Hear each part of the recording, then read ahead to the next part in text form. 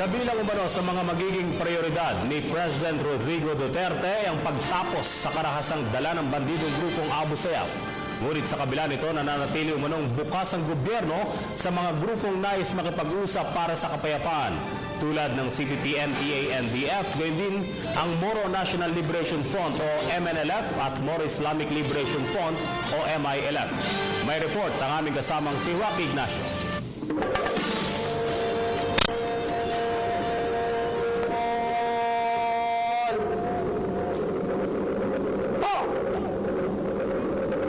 Unang pagdating ni President Rodrigo Duterte sa Camp Aguinaldo bilang Commander-in-Chief ng Armed Forces of the Philippines kung saan siya pinagkalooban ng arrival honors. Pinangunahan ni Duterte ang change of command kung saan itinalaga si Lieutenant General Ricardo Visaya bilang bagong AFP Chief of Staff kapalit ni Lieutenant General Glorioso Miranda. Sa kanyang mensahe bilang bagong Commander-in-Chief, nanindigan si Pangulong Duterte na hindi magiging opsyon ng kanyang liderato ang gera at gulo. Kabilang sa mga prioridad nito ang makatotohanang kapayapaan sa Mindanao pati na ang pagtuldok sa karahasan na ginagawa ng Abu Sayyaf. Next week we're to talk to the MI, and eventually I think I'll have to travel to Pulo to talk to Noor.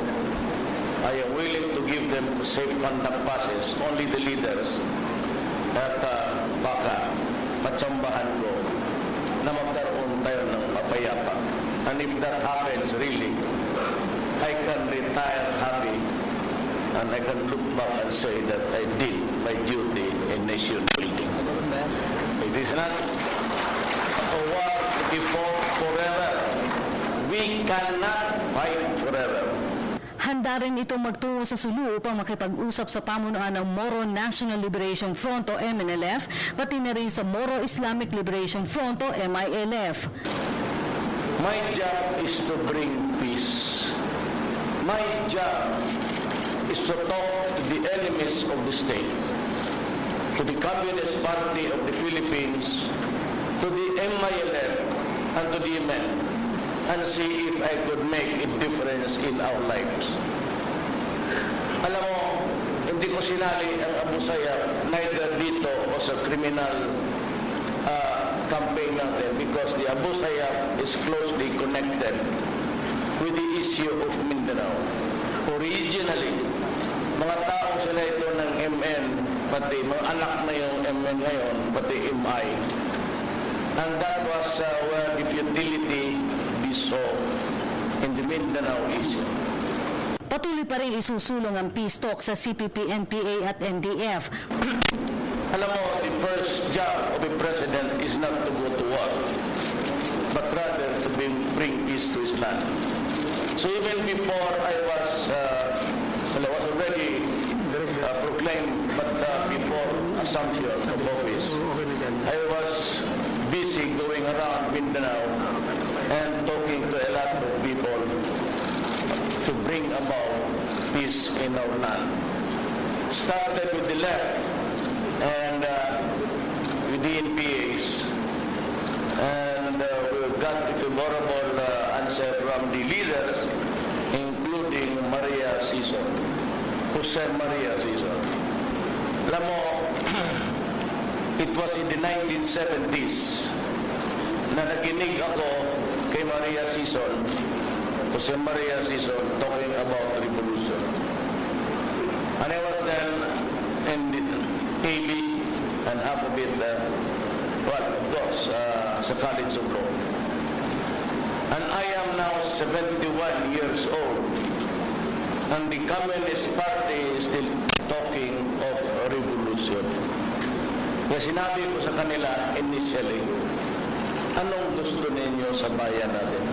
Ipinaabot naman ni Duterte sa mga kawal ng AFP na magsilbing tunay na tagapagtanggol ng mga Pilipino. Muli itong nagpalabas ng babala sa mga sangkot sa iligal na droga sa National Bilibid Prison na tigilan na ang panghihiya sa gobyerno dahil oras na lamang ang kanilang dapat bilangin.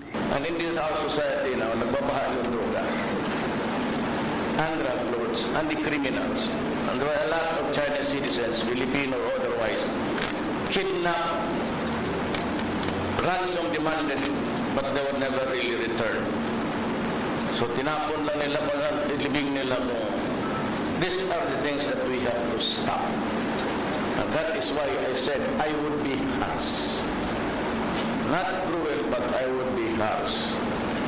And wala akong tolerance sa droga. Zero. So, yan ang laban natin ngayon.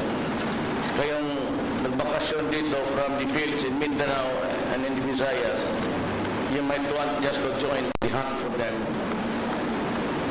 We will eliminate the drug lords once and for all. We have to stop this practice sa bilibid. Bitawan na ninyo yan o kainin na ninyo ngayon ang supply ninyo. O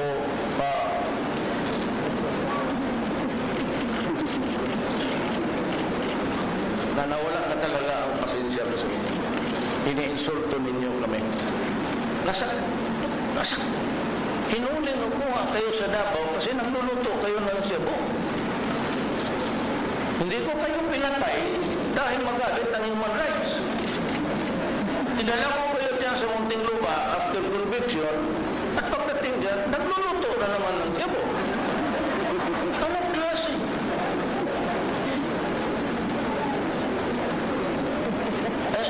Noon kasi hindi ako presidente. Ngayon, well, we just have to make some adjustment. You know, there is always a time for everything. There is always a time for you to make money and make a mockery out of our laws. There's always a time for you to be in control even if you are inside the prison. But there is always a time to rest and to die. Para sa Telebisyon ng Bayan, Rocky Ignacio.